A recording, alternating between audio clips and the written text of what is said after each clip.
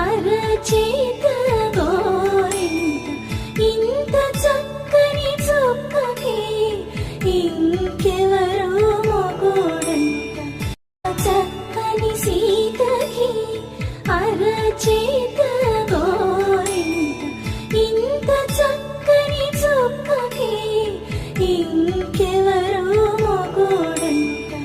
చక్కని సీతకి అరచేత గోరింట ఇంత చక్కని చుక్కకి